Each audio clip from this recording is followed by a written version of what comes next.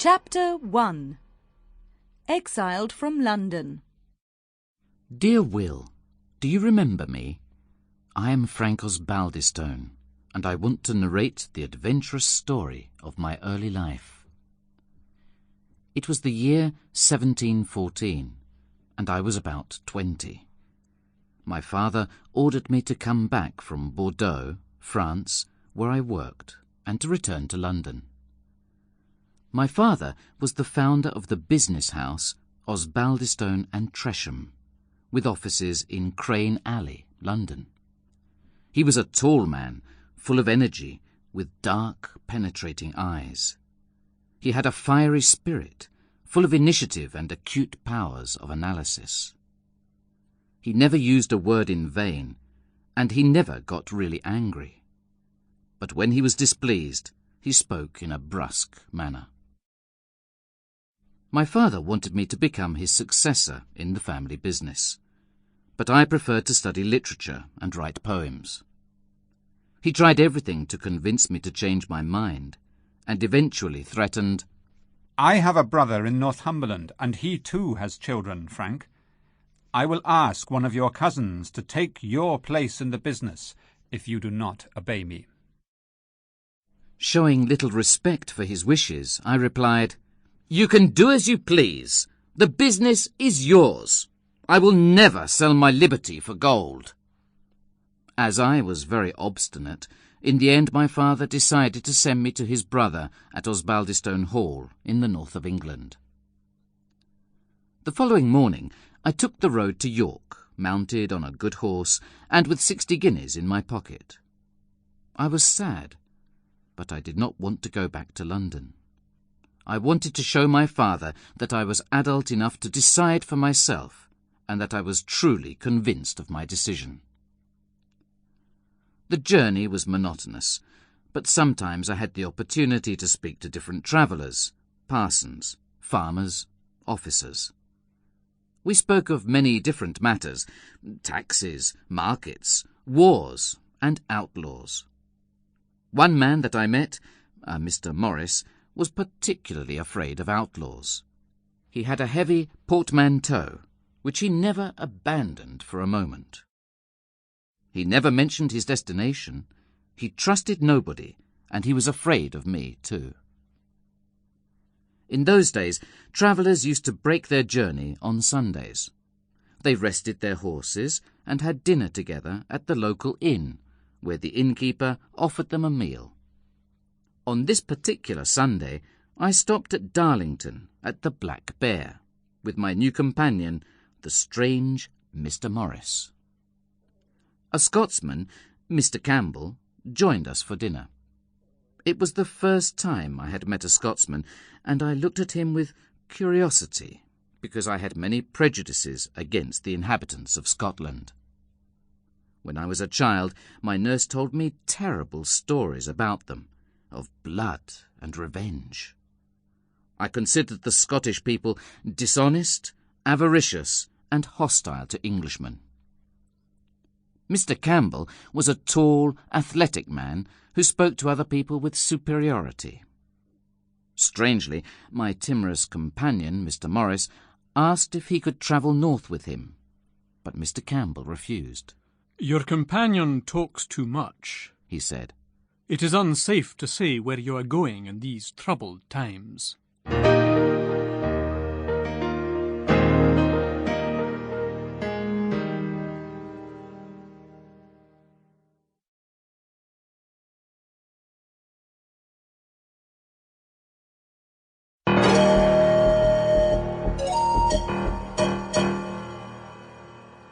Chapter 2. Theosbaldistones. The following morning, I left the company to go westward, where my uncle lived in Osbaldistone Hall. The landscape was romantic and picturesque, and appealed to my love of nature. I went past rivers and little solitary valleys until I arrived at Osbaldistone Hall. The house was in a glen between two mountains, surrounded by a large wood of oaks. I was on a hill above Osbaldistone Hall when I heard the sound of dogs and horses. It was a fox hunt.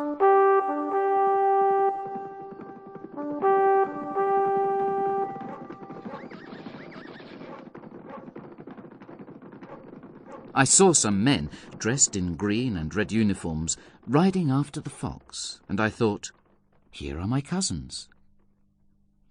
Suddenly, I had a vision. A beautiful young lady appeared in front of me.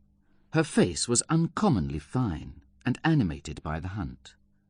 She had long, black hair down to her shoulders. She was wearing riding clothes, like a man, and rode a splendid black horse. Just then, the sound of a horn announced the end of the chase.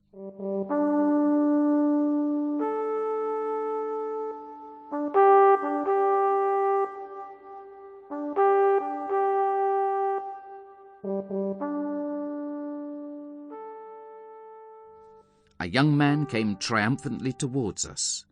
He was carrying the fox's tail in his hand. The young woman spoke to him. Then she turned to me and said, "Excuse me, did you meet a young man on the road, a Mr. Osbaldistone?" "I am Francis Osbaldistone," I answered. "Ah, I'm pleased to meet you, Mr. Osbaldistone. This young man is Thorncliffe Osbaldistone, your cousin, and I am Diana Vernon," she continued. Diana accompanied me to Osbaldistone Hall, where my uncle, Sir Hildebrand Osbaldistone, welcomed me. He was a man of about 60, dressed in hunting clothes. Once he had been a soldier and a knight under King James II.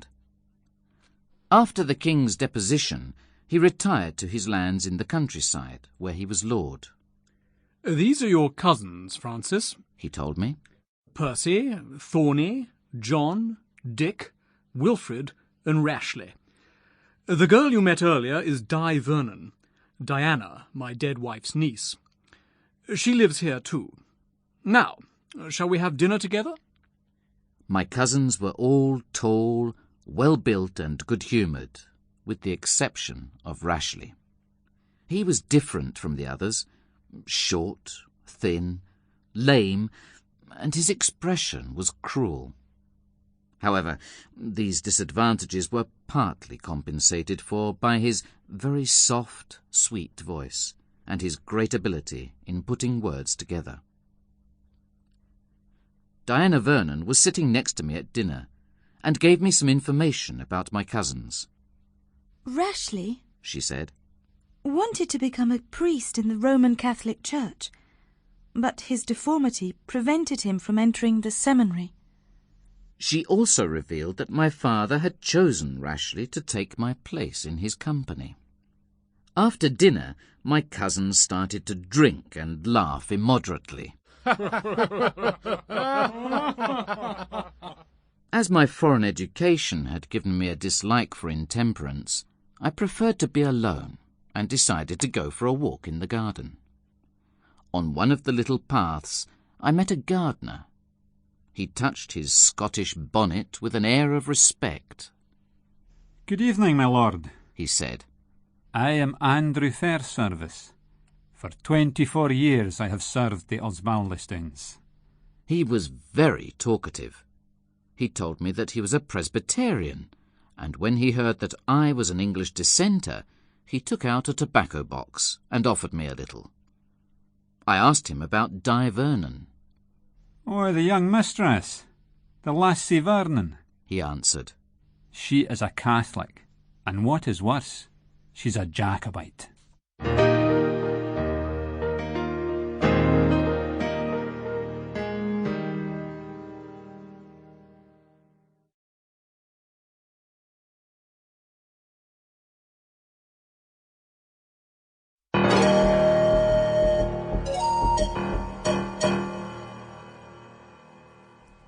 Chapter 3. Accused of Robbery. I went to bed that night thinking about the strange Osbaldistone family, my father, Rashleigh, and Di Vernon. When I woke up, I heard the horn announcing that the fox hunt was beginning again.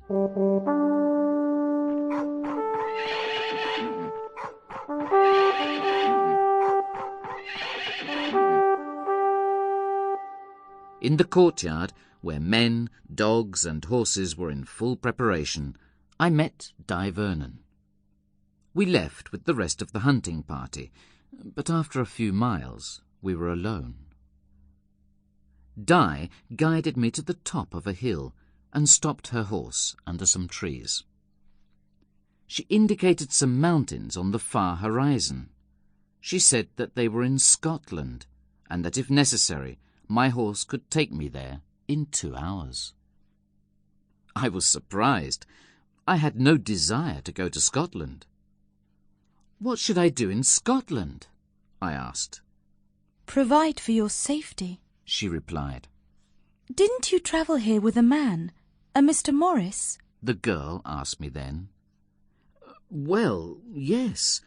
I travelled with a strange little man who was always worried about his portmanteau," I answered slowly.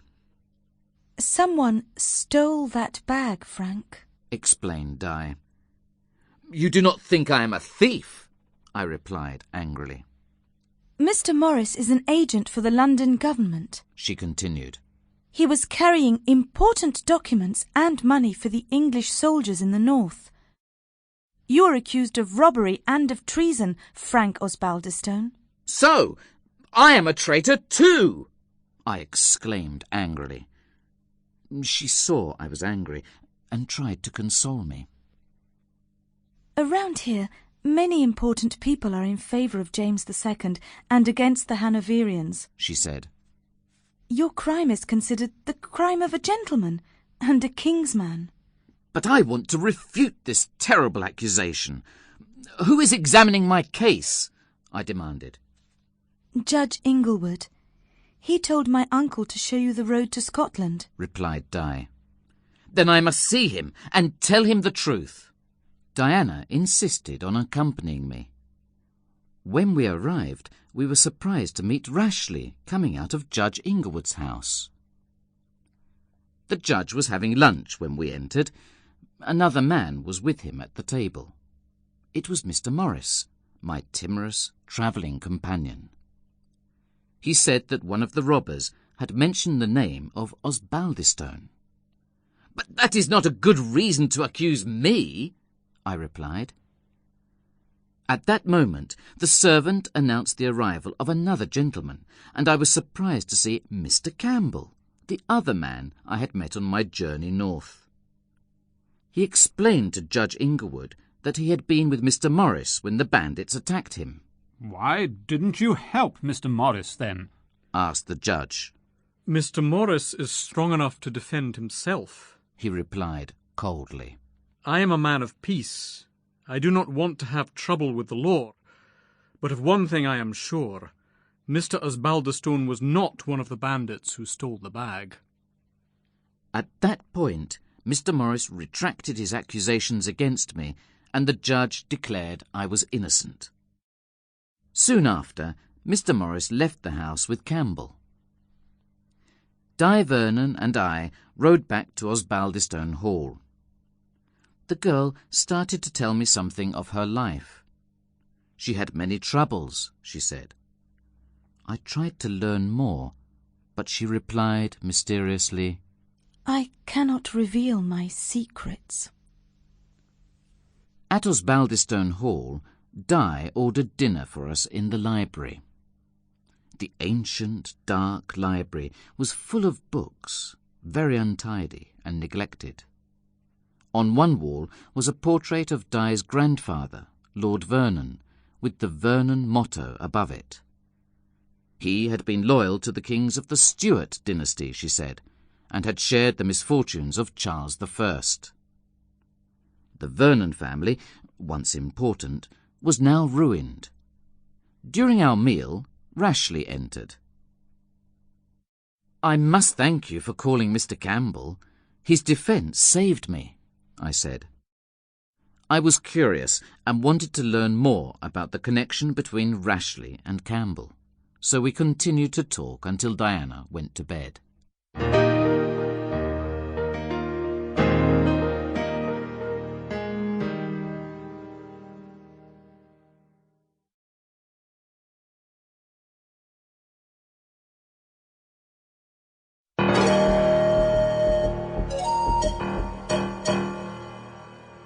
Chapter 4.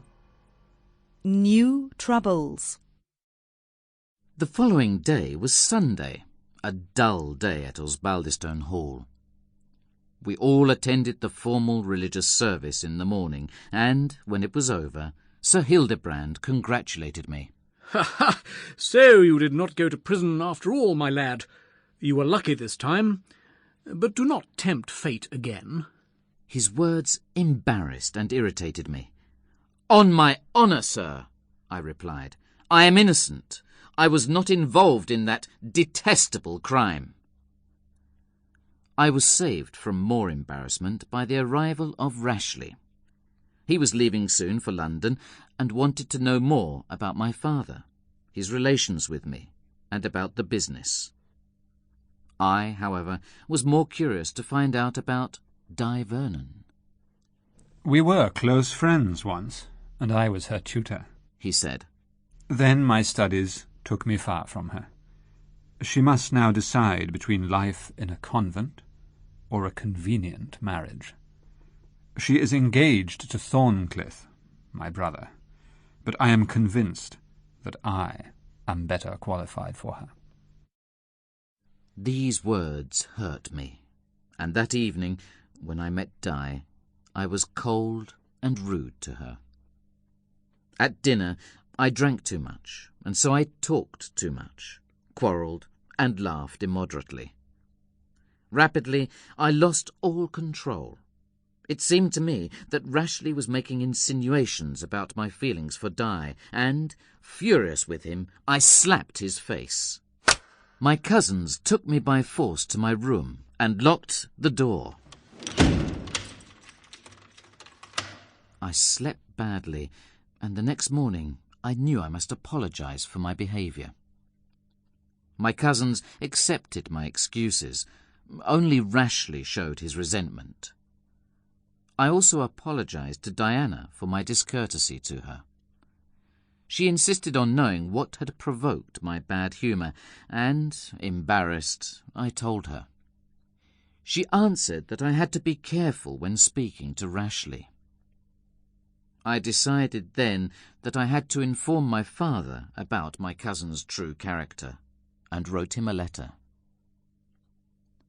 It was after this that I realized how much Miss Vernon and the secrets around her occupied my thoughts. I was falling in love. Rashleigh left the Hall for London, and after his departure I started to help Di with her studies. I discovered that while she had had an extremely good education, she was totally ignorant of real life beyond the Hall, and knew nothing of accepted feminine behaviour. One day, Andrew Fairservice, the gardener, informed me that news of the robbery incriminating me was circulating in London. I was anxious and decided to send another letter to my father to explain, and rode into town to post it. At the post office I found a letter from Owen, my father's clerk, waiting for me.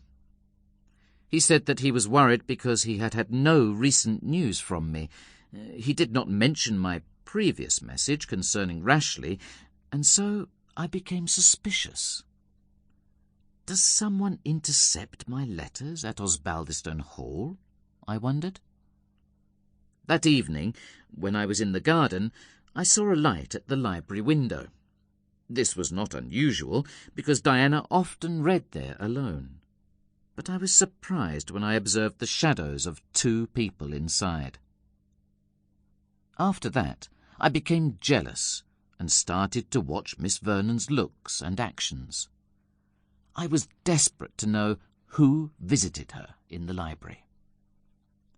The next time I saw the light there again, I ran into the library, but I found Diana alone.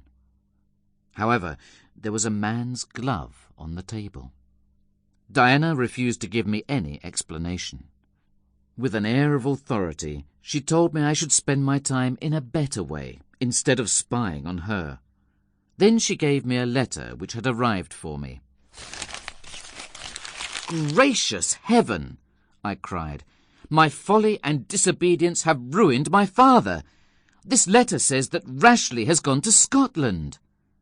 During my father's absence in Holland, Rashleigh left London, taking documents and large sums of money from the company. Mr. Owen is now in Scotland too, in Glasgow, trying to discover where Rashleigh is hiding." I decided I had to go to Scotland immediately to help my father's clerk. Before I left, Diana gave me a sealed packet without an address and ordered me to open it only in an emergency.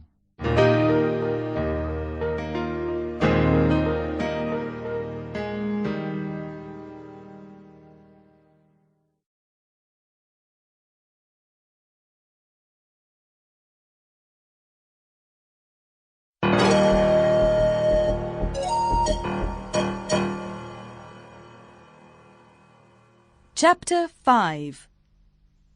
Reunion with a Friend. I asked Andrew Fairservice to accompany me into Scotland because I did not know the country. We met at 3 in the morning because we didn't want to wake the Theosbaldistone family. On a Saturday evening, after a long ride, we arrived in Glasgow, the principal town in the west of Scotland.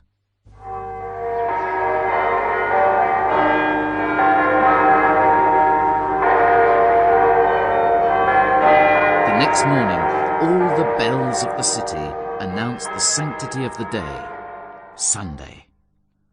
I wanted to start looking for Owen immediately, but Andrew said, "You cannot do anything until the church service is over." So I decided to go to the Cathedral of Glasgow, a solid and massive example of Gothic architecture. While all the people were silent and listening to the sermon, a voice from behind me whispered distinctly in my ear, "You are in danger in this city. Meet me tonight at the brig at 12 precisely." I turned round, but there was no one there. I spent the rest of the day at the inn, reflecting on what I should do. In the end, I decided to go to the appointment on the bridge. I waited on the bridge in the dark. I was very apprehensive. What was going to happen? Then the clock struck midnight.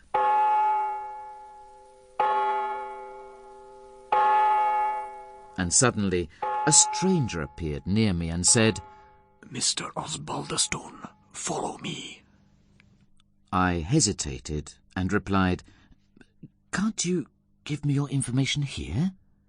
"You must receive it from your eyes, not from my tongue," he said. "You must follow me or remain in ignorance." So I obeyed and was surprised when the man led me to Glasgow prison.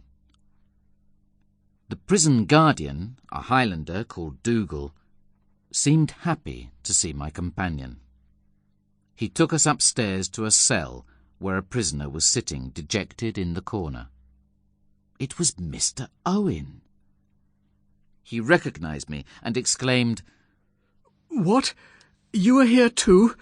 Oh, Mr. Frank, your company is ruined, and now you're in a Scottish prison. God help us." I assured him that I was not a prisoner and asked him to explain what had happened. What was he doing in Glasgow prison? He told me that my father had 2 correspondents for his business in Scotland, the house of McVitie McFinn and Company, and the baillie, Mr. Nicol Jarvie. They transacted a great deal of business for the London firm, and Owen had gone to see them when he arrived in the city. "I immediately contacted McVitie and McFinn," said Owen. "They had always professed themselves obliged and devoted to Mr. Osbaldistone, so I openly revealed the present difficulties of the house caused by the absence of your father and the disappearance of Rashleigh. I asked for counsel and financial assistance regarding the next payments. But when they discovered they had large credits with Osbaldistone and Tresham, they refused to help me.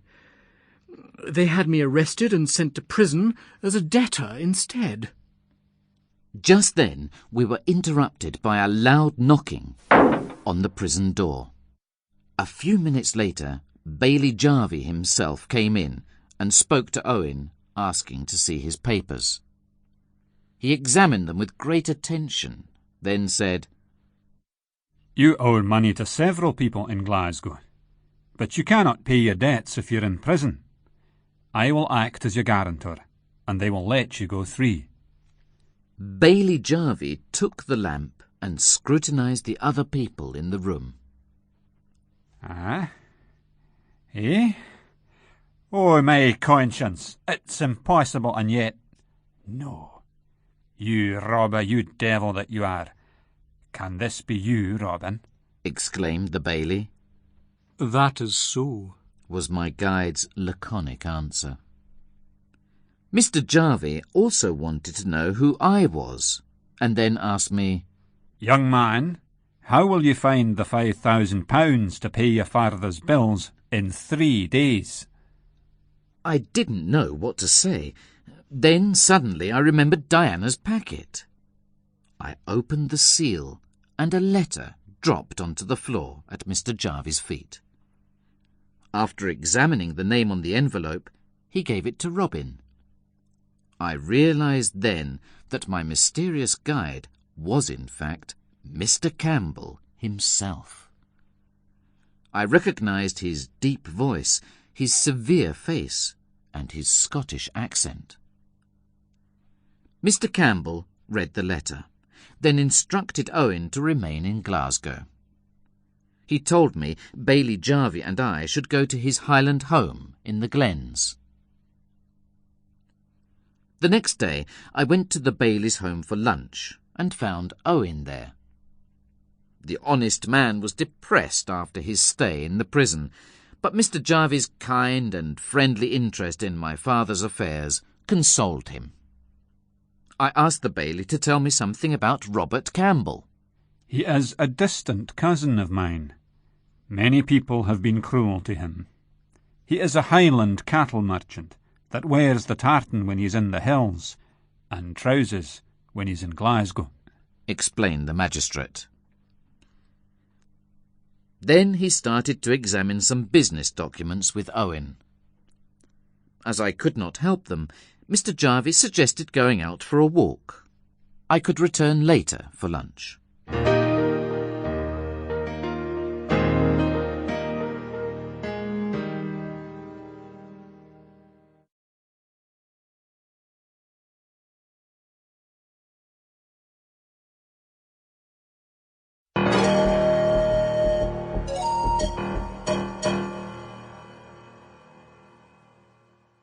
Chapter 6. An Unexpected Encounter. After I left Mr. Jarvie's house, I directed my steps to the college grounds. While I was walking, my attention was attracted by 3 men who appeared at the end of the garden.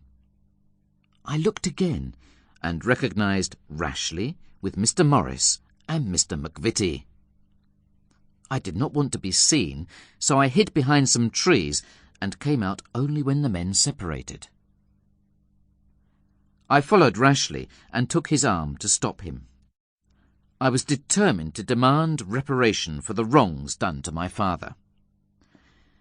"I am glad to meet you at last," were my first words.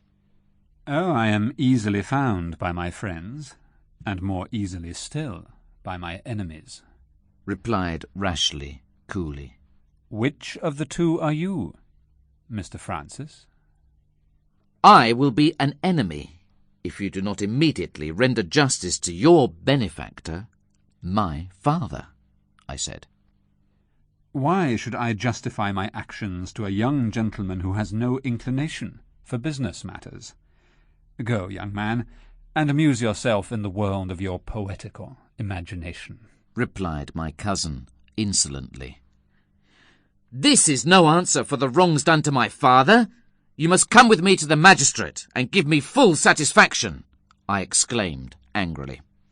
You insulted me once before, remember? Hissed Rashleigh.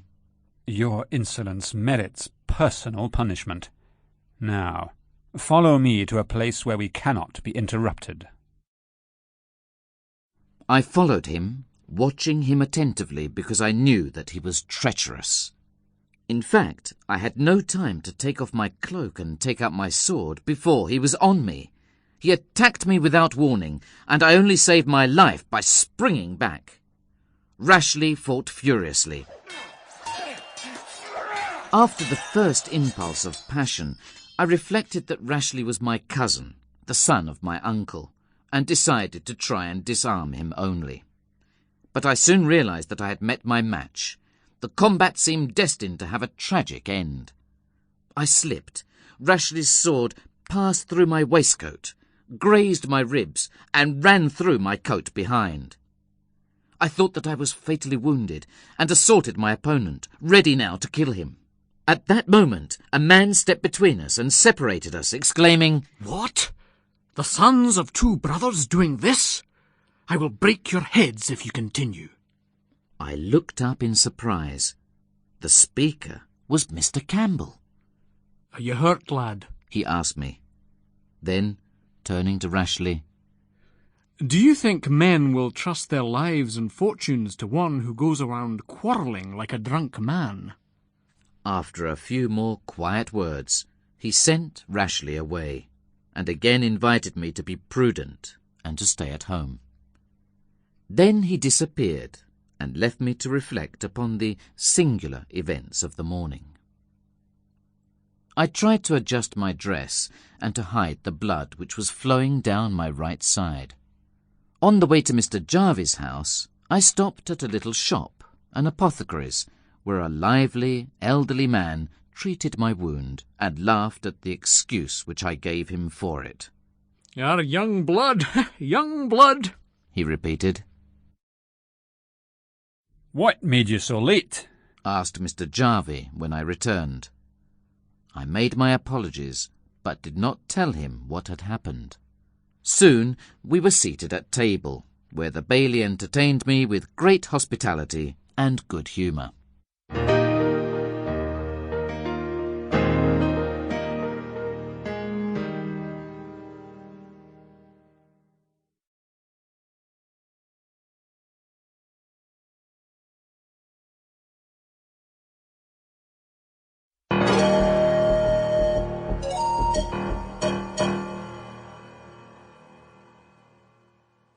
Chapter 7.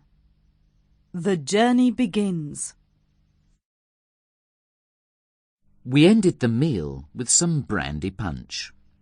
The limes Mr. Jarvie assured us proudly. come from my little farm overseas. I made the liquor myself. This led to a conversation between Mr. Owen and our host about the possibility, which the government had recently given to Scottish towns, to trade with the British colonies in America and the West Indies. I was silent, and, when the baillie questioned me, I related the events of the morning and anxiously asked him, "What should I do to help my father and satisfy my own honour?" I think that Robin will help you, if he can. He is a good-hearted man, replied the baillie. "Can I consider Mr. Campbell an honest man?" I continued. "Can I go to the appointment in the glens safely and believe in a man who fears justice?"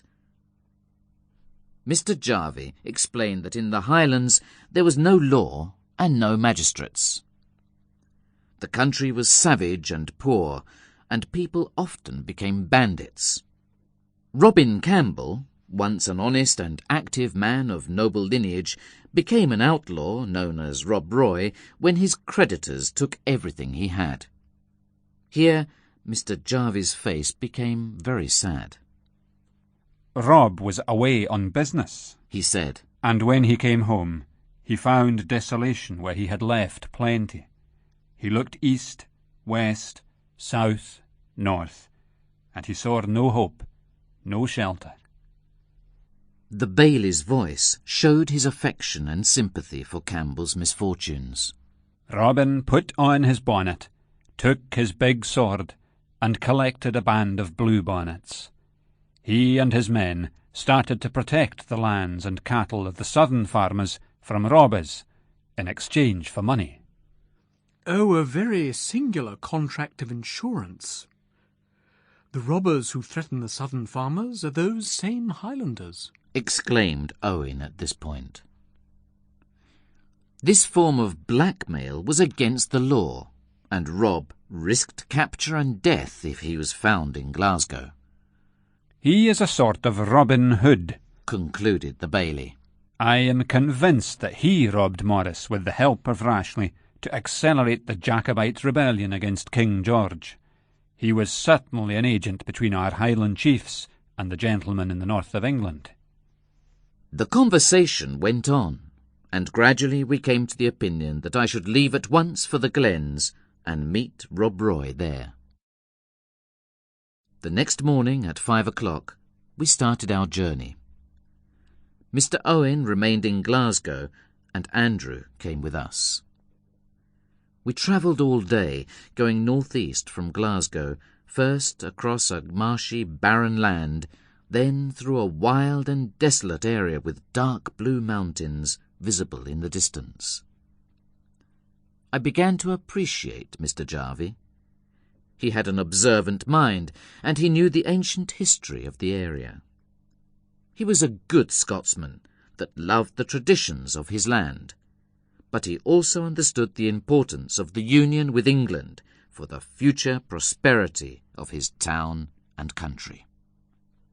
We had lunch at noon at a most miserable alehouse, and then continued our journey quickly because we wanted to reach the Clachan of Aberfoyle before night fell. During the last 3 miles, Mr. Jarvie began to give Andrew his instructions. Keep your tongue in your mouth, and don't say a word, good or bad, to anyone in the Clachan, he told him sharply. And remember, no blasting about your master's name, or mine. I have many things of more importance to speak about, was Andrew's indignant reply.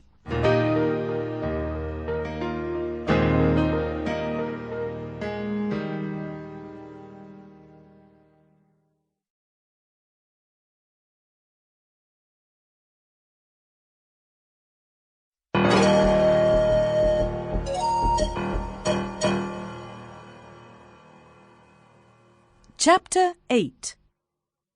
In the Highlands. At last we arrived at the inn at Aberfoyle. There was a willow branch across the half-open door, blocking our entrance. Mr. Jarvie told me that this meant there were some Highland chiefs inside who did not want to be disturbed. After some discussion with the landlady, we were allowed to enter. Inside the inn was a large, bare room full of smoke, with a big fire blazing merrily in the centre. 3 men were sitting at an old, scratched oak table near the fire. 2 looked like Highlanders, judging by their clothes. The 3rd was in the Lowlands dress, and looked like a soldier. Another Highlander, all covered up by a plaid, was sleeping on the floor. It seemed that they did not pay any attention to us, but when I ordered some food, one of them said to me in very good English, You think you are at home here, I see. His tone was offensive, and a dispute started. In a few moments we were fighting, 3 against 3, I thought, but then I noticed that Andrew had vanished. The bailie started well, but he was corpulent and soon exhausted his energy. He was almost at the mercy of his antagonist, when suddenly the sleeping Highlander jumped up from his place on the floor and, placing himself between the 2 men, exclaimed, "This is Bailie Jarvie. I will defend him." At these words, with the cry, Hold your hands, hold your hands, the fight stopped, and we all sat down together and drank in friendship. Supper was nearly ready, so I went to look for Andrew. The landlady offered to guide me to the stable with a light, and, when we were outside, she gave me a piece of paper. It was a message from Robin Campbell. He said that he could not come to the meeting, and advised me not to mix with the people at the inn, because they were dangerous. After looking for him everywhere, I finally discovered Andrew in the stable, hiding in a corner. He was frightened, and continued repeating, "I am an honest lad, sir. I am. I requested an explanation, and eventually he told me that he thought I was putting myself in extreme danger. Take care of yourself, sir. Don't go near Rob Roy, he said with sincere alarm. We went back into the inn and found that Bailey Jarvie was now quarrelling with the tall Highlander. Then we heard the measured steps of soldiers. Some orders were shouted outside, "Company, halt!" and an officer wearing a red coat came into the room. He looked severe. He addressed the three men. "I am Captain Thornton. You are, I suppose, the Major and the Highland gentleman I had to meet in this place." They nodded in agreement. Then, pointing to us, he continued, "Are these gentlemen with your group? I have orders to arrest an old person and a young one as traitors." He looked hard at Mr. Jarvie and me. "You two, what are your names?" Mr. Jarvie told him, and when the officer heard the name Theosbaldistone, he ordered his soldiers to disarm and search me. They found the note from Mr. Campbell and decided that we had to be Rob Roy's spies. The officer decided to send us to the garrison with an escort. We spent the rest of the night at the inn. I did not sleep well. I heard the soldiers going out many times on patrol, but apparently they did not find out the information the English officer wanted, because he became more nervous each time they returned.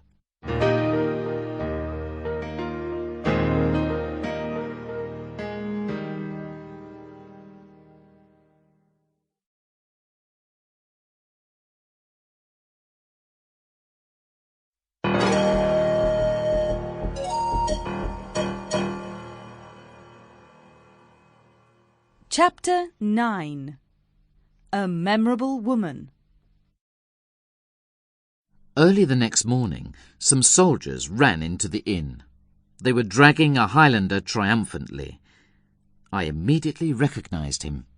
It was the prison guardian, Dougal, the very man who had defended Mr. Jarvie.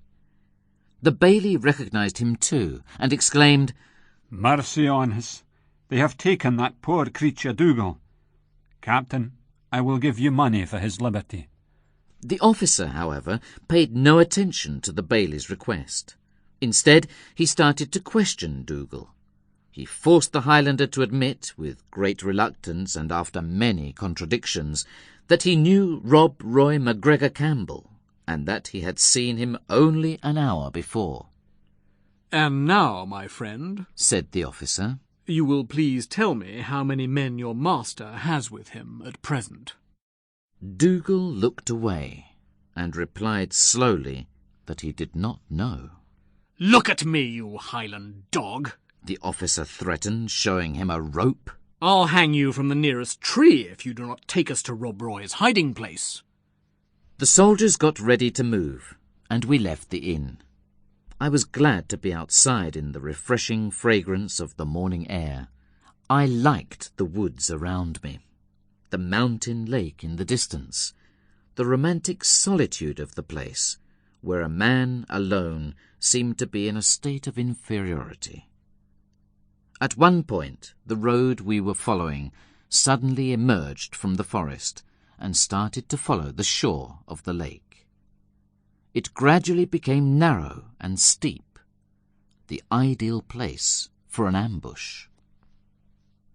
Suddenly, a woman appeared on the summit of a rock above us. "Stop!" she cried in a commanding tone. "What are you doing in MacGregor's country?" She was an imposing woman of about 50.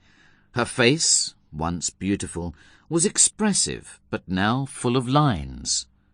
She wore a plaid wrapped around her body, as Highland soldiers do, and a man's bonnet with a feather. She was also carrying a sword in her hand, and had a pair of pistols in her belt. "We are looking for Rob Roy McGregor Campbell," replied the officer. "Let us pass.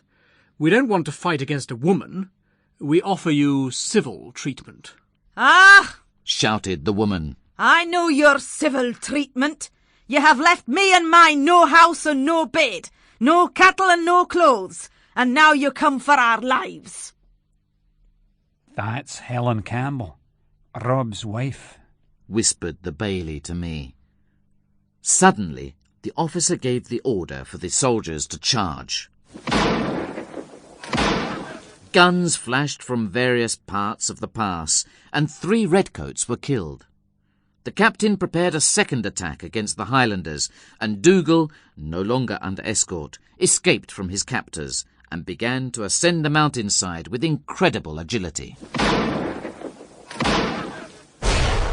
I followed his example while the fire and the grenades exploded and hissed behind me, and I continued climbing until I was out of breath. Then I stopped and looked down. I saw the bailey hanging in mid-air from the branch of a thorn tree. Andrew was on the top of a rock, exposed to all dangers, and was crying for mercy alternately in Gaelic and English. In spite of the danger, the scene was very comical. After a few minutes, the guns stopped. Some of the soldiers were lying lifeless on the ground. The rest were in the hands of the Highlanders. I realized then for sure that Dougal was not a traitor. He had given false information to the officer to guide the soldiers into the ambush because he wanted to protect Mr. Campbell, alias Robert McGregor, alias Rob Roy.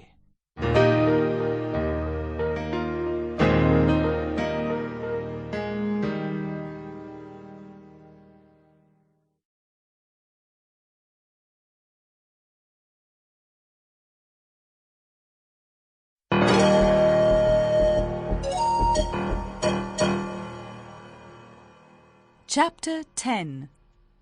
Captured. The bailey and Andrew were soon freed from their uncomfortable position, and I joined them. Dougal came to our help and took us to Rob Roy's wife. Helen McGregor Campbell had not personally taken part in the fight, but her aspect was menacing. Her hands and arms were naked, her face and sword were stained with blood, her hair was in a disorderly state, her eyes were inflamed by the triumph of victory. She looked like a biblical heroine. "I am very happy to have this joyful opportunity," said the bailey. "Do you remember me, Mrs. McGregor Campbell? I am your cousin, Nicol Jarvie, son of Deacon Jarvie."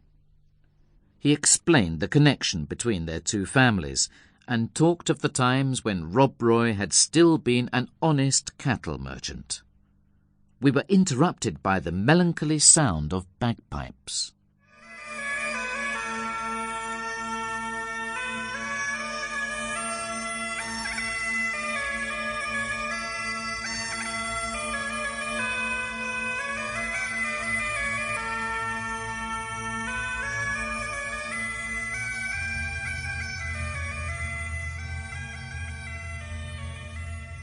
Rob Roy's 2 sons arrived, and I looked at them with interest.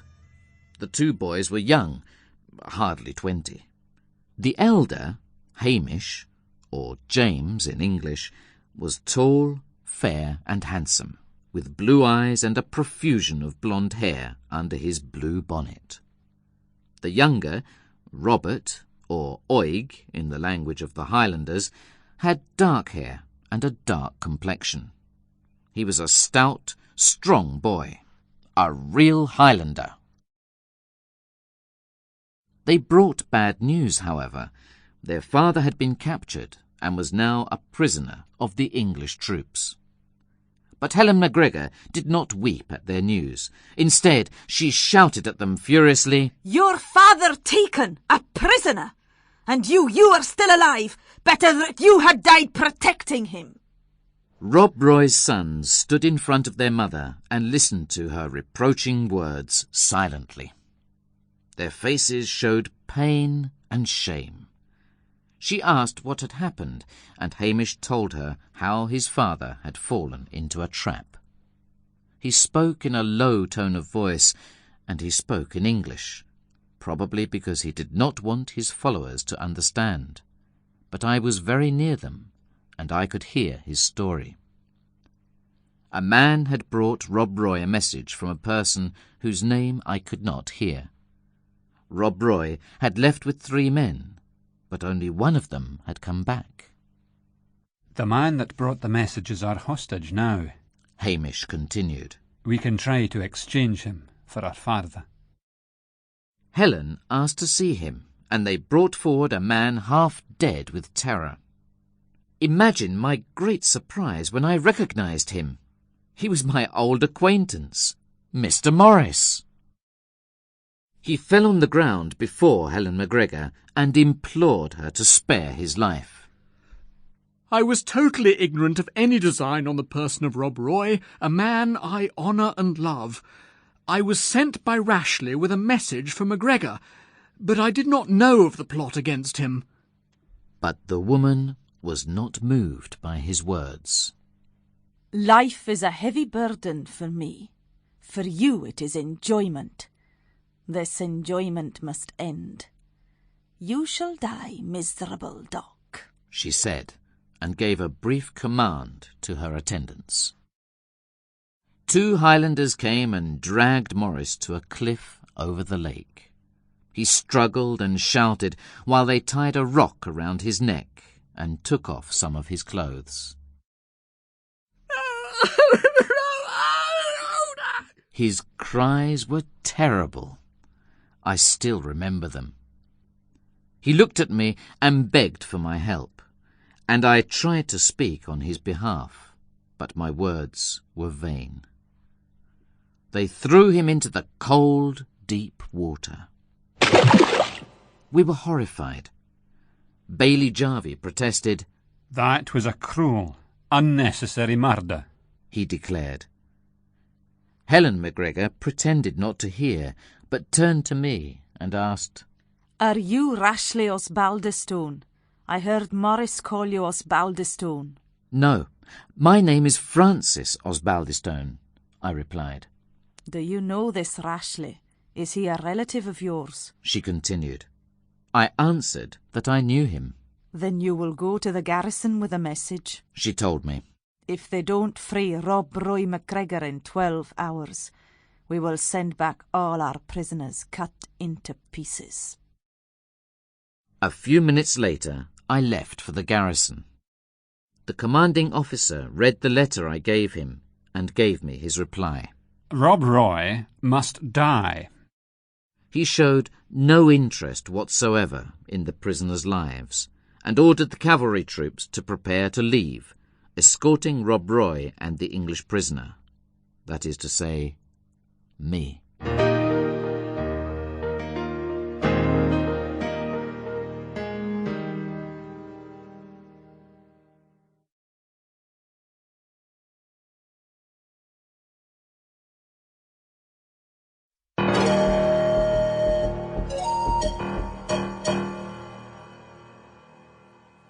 Chapter 11.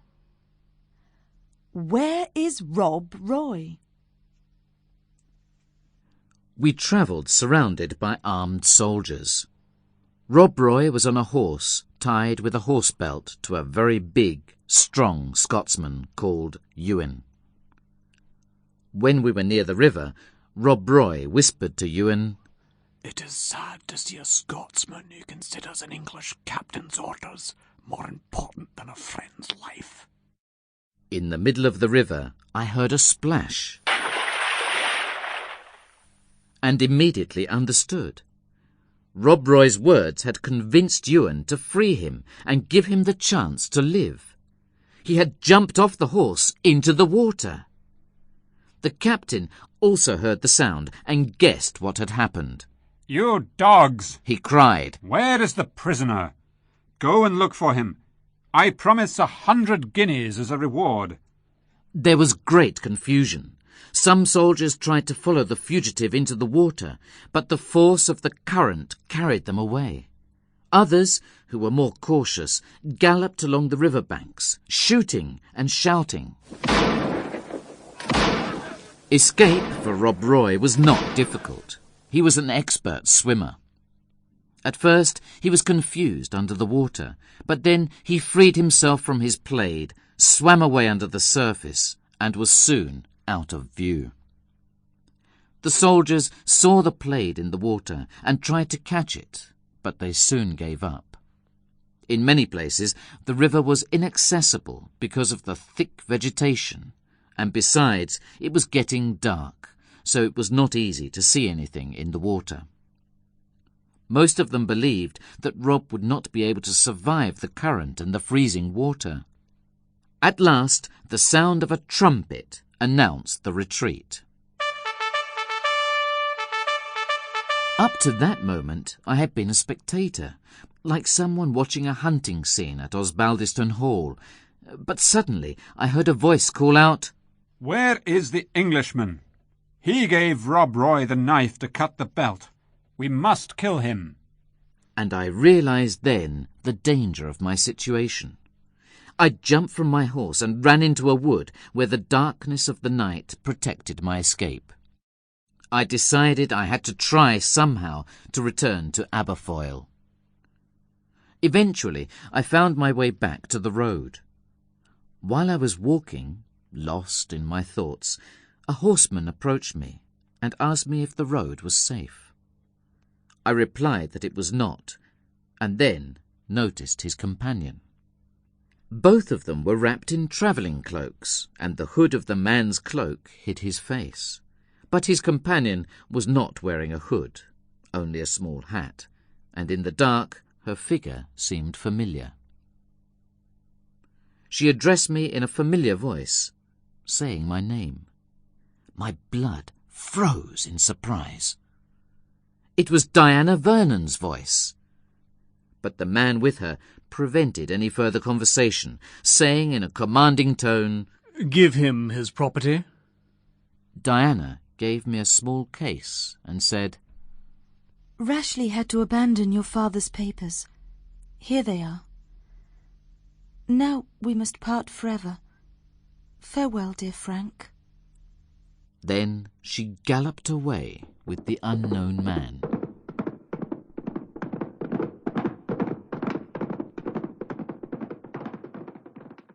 I was deeply sad, but I continued on my way.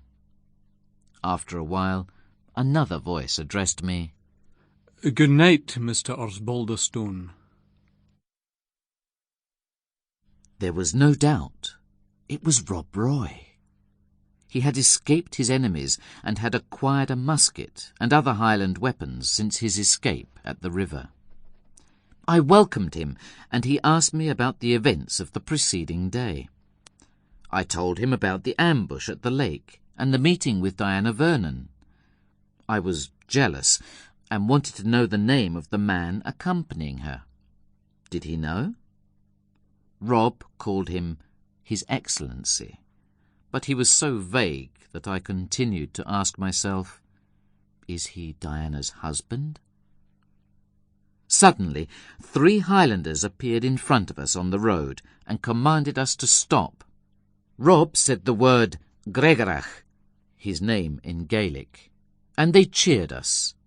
They were relieved to see that their chief was safe. We arrived at Aberfoyle together, where we met Jarvie, who was waiting for us. The following day, Rob Roy MacGregor accompanied us to Loch Lomond, where we could take a boat to Glasgow. As we rode, he told me, "We Highlanders are rude and ignorant. We are also violent and passionate, but we are not cruel. We are a persecuted generation. We do not want to go against the laws of the country, but people do not permit us to live in peace. So we must fight. He then explained that Rashleigh had been obliged to give back my father's papers. He had gone to Stirling and informed the authorities that the Highlanders were preparing a rebellion against King George.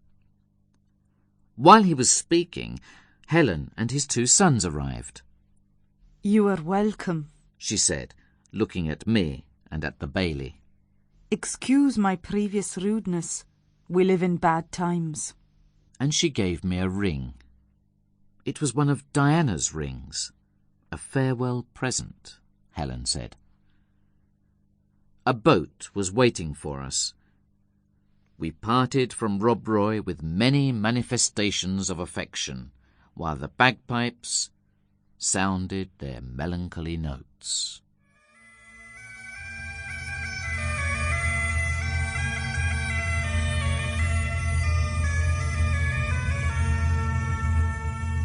He remained watching us for some time, standing on a rock at the side of the loch with his long gun, his tartan, and the single feather in his cap. Then he vanished.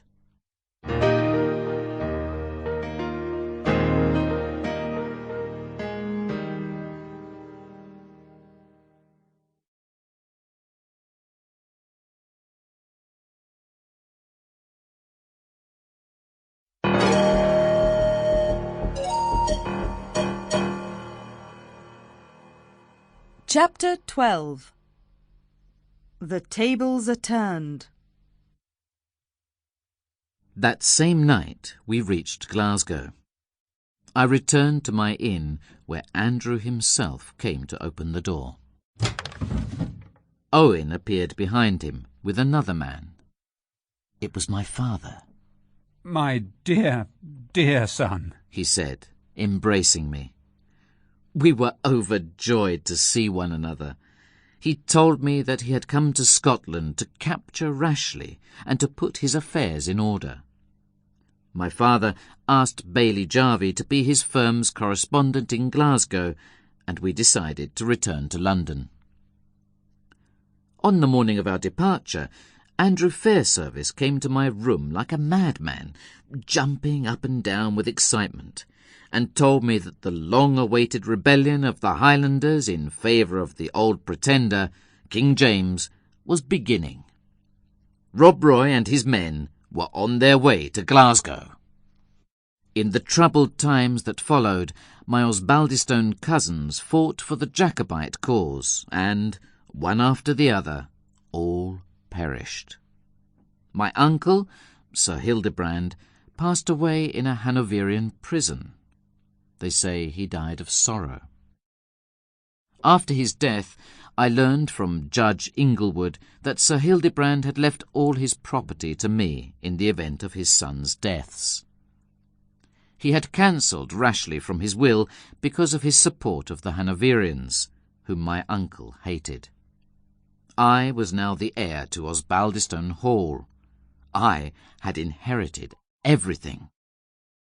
The judge also revealed to me that the man they called His Excellency was really Diana's father, Sir Frederick Vernon. He had lived in secret at Osbaldistone Hall for many years, and only Sir Hildebrand, Diana, and Rashleigh knew his secret. I was shocked to hear this information, but at the same time I was pleased. The strange man Diana often met in the library was her father, not her husband. She wasn't married, after all. The next morning I set out for Osbaldistone Hall with Andrew. When we arrived, the house had a very different aspect from the last time I had seen it. It was silent and solitary. The doors and windows were closed. The grass in the courtyards was long, the gardens neglected. A sharp contrast to the lively, bustling atmosphere of some months ago. Andrew knocked at every door of the building. And finally, my uncle's ancient major domo appeared. He seemed very agitated, and when I asked him to light a fire in the library, he was reluctant. I soon understood why. As I waited there, I heard a deep sigh behind me and turned to see Diana Vernon standing there with her father. "We beg you to help us, Mr. Osbaldistone," Sir Frederick said. "to give us refuge. I am a convinced Catholic. I took part in the rebellion in favour of King James, but I was obliged to flee. I am hiding here at Osbaldistone Hall with my daughter, waiting for a boat to take us to the continent." I invited them to remain for as long as they needed, but I was very agitated. That night there was a violent knocking at the gate. There were soldiers outside. They demanded to enter. They had orders to arrest Sir Vernon on a charge of treason. Diana appeared beside me. She whispered, "Danger is familiar to us, Frank. Don't be afraid. We will escape into the garden and then into the wood. Dear, dear Frank, farewell." I heard Andrew shouting. With the soldiers there was a magistrate with a legal mandate, accompanied by Rashleigh. They went at once to the library, but it was already empty. Diana and her father had fled. They ran into the gardens and caught the fugitives at the gate. It seemed all was lost. But then, as the escort party was leaving with their prisoners, they found a barricade at the hall gates. A group of Highlanders barred the way with their cattle. Rashleigh's men were trying to drive the cattle away, when suddenly the leader of the Highlanders cried, "Claymore!" It was an ambush prepared by Rob Roy. There was a desperate fight. The soldiers fled, and Rashleigh was badly wounded. "Ask pardon for your treason in the name of God, King James, and our old friendship," cried Rob Roy, his sword at Rashleigh's throat. "Never," replied Rashleigh firmly. "Then, traitor, die for your treason," cried Rob, and passed his sword through his enemy's body. He was still breathing when we brought him to the hall. His last words were for me. "The pangs of death do not alter my feelings towards you, Frank Osbaldistone. I hate you with an immense hatred." And then he died. Diana and her father escaped and took the boat to France. I returned to London to work in my father's company. After some time, my anxiety to learn the fate of Miss Vernon became acute, and I embarked for France. There, after many adventures, I found her and married her. We have lived happily together since that day.